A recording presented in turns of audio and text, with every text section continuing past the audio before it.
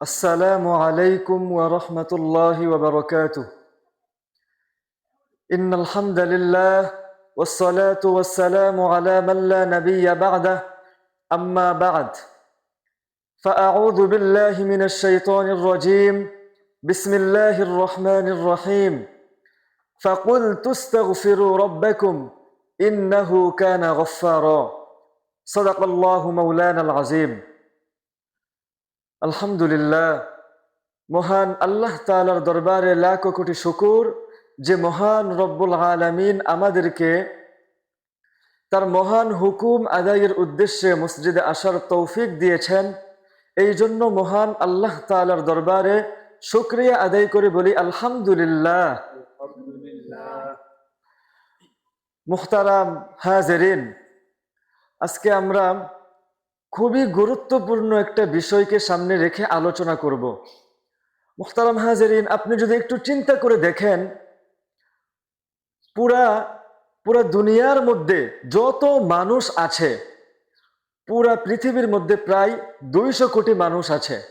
এই 200 কোটি মানুষ অর্থাৎ প্রত্যেকটা মানুষ যারা আমরা দুনিয়াতে বসবাস করছি, প্রতিটা মানুষ একটা কঠিন এবং জটিল রোগে আক্রান্ত।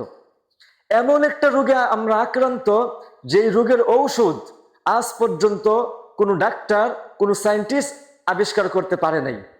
আশা করা যায় যে কিয়ামত পর্যন্ত এই রোগের ঔষধ কেউ আবিষ্কার করতে পারবে না। সেই রোগটা কি? সেই রোগটা হলো টেনশন, চিন্তা, পেরেশানি। কি বলেন? এই যে টেনশন, চিন্তা, পেরেশানি, এই যে রোগগুলো আছে,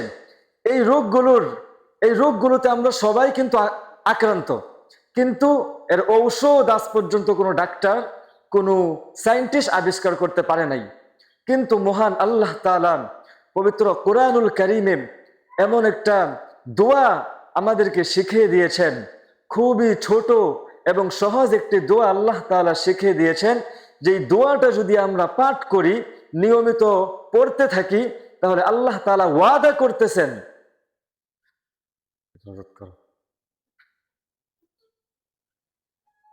দরজা লাগাও। মহান আল্লাহ তাআলা কোরআনুল কারীমে আমাদেরকে ছোট একটি দোয়া শিখিয়ে দিয়েছেন।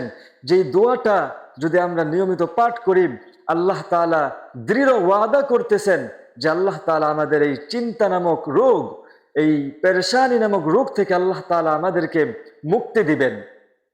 আল্লাহ তাআলা পবিত্র কোরআনুল কারীমে ঘোষণা করেছেন, ফাকুল তুস্তাগফিরু রাব্বাকুম।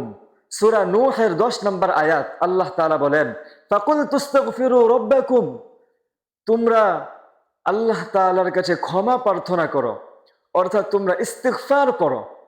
ইস্তিগফার আমরা জানি, ইস্তিগফার হলো আস্তাগফিরুল্লাহাল্লাযী লা ইলাহা ইল্লা হুয়াল হাইয়ুল কাইয়্যুম ওয়া আতুবু ইলাইহি। এটা যদি কেউ না পারে, কমপক্ষে সে এতটুকু বলবে, আস্তাগফিরুল্লাহ, আস্তাগফিরুল্লাহ, আস্তাগফিরুল্লাহ। এই দোয়াটা যদি আমরা নিয়মিত পাঠ করি, আল্লাহ তাআলা ওয়াদা করতেছেন যে চিন্তা নামক যে রোগে আমরা আক্রান্ত, এই রোগ থেকে আল্লাহ তাআলা আমাদেরকে মুক্তি দিবেন। এমনকি এই ইস্তিগফারের বহু ফজিলত আল্লাহ তাআলা পবিত্র কোরআনুল কারীমে বর্ণনা করেছেন। বড় বড় কয়েকটা ফজিলত আল্লাহ তাআলা সূরা নূহের মধ্যে বর্ণনা করেছেন। যদি আমরা এই ইস্তিগফারের আমলটা নিয়মিত পাঠ করি, আল্লাহ তাআলা 6টা পুরস্কার আমাদেরকে দিবেন। 6টা ফজিলত আল্লাহ তাআলা সূরা নূহের মধ্যে বর্ণনা করেছেন। 1 নম্বর পুরস্কার আল্লাহ তাআলা বলেন, ইন্নাহু কানা গফফারা। যে হে মুসলমান, হে মুমিন বান্দা, তোমরা যদি ইস্তিগফারের আমল করো, তাহলে আল্লাহ তাআলা তোমাদের জীবনের সমস্ত গুনাহ আল্লাহ তাআলা ক্ষমা করে দিবেন। সুবহানাল্লাহ। 2 নম্বর যে পুরস্কার আল্লাহ তাআলা ঘোষণা করেছেন, ইউরসিলিস সামাআ আলাইকুম মিদরারা। আল্লাহ তাআলা আসমান থেকে রহমতের বৃষ্টি বর্ষণ করবেন। 3 নম্বর ফজিলত আল্লাহ তাআলা বলেন, ওয়ায়ুমদিদুকুম বিআমওয়াল। আল্লাহ তাআলা সম্পদ, ধন সম্পদ বাড়িয়ে দিবেন। ওয়াবানিন, এবং যাদের সন্তান নাই, যারা দীর্ঘদিন চেষ্টা করার পরেও সন্তান তাদের হয় না, আল্লাহ তাআলা ওয়াদা করতেছেন যারা ইস্তিগফারের আমল করবে আল্লাহ তাআলা নিঃসন্তান যারা আছে তাদেরকে সন্তান দান করবেন।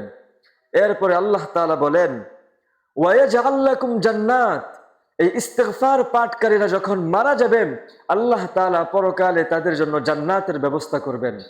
এরপরে আল্লাহ তাআলা বলেন ওয়ায়াজআল লাকুম আনহারা, তারা যেই জান্নাতে প্রবেশ করবে ওই জান্নাতে নহর সমূহ প্রবাহিত হবে।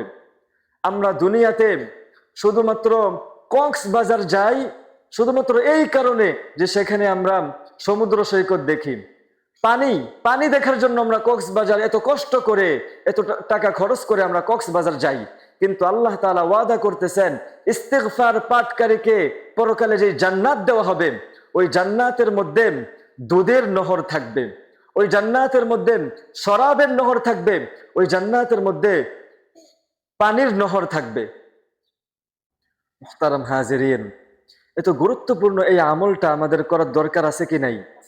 অবশ্যই আছে। তাহলে এখন থেকে আমরা নিয়মিত এই ইস্তিগফারের আমল করব যাতে আল্লাহ তাআলা আমাদেরকে এই পুরস্কারগুলো দান করেন। সবাই বলি আমিন। নাসরুম মিনাল্লাহি ওয়া ফাতহুন করিব।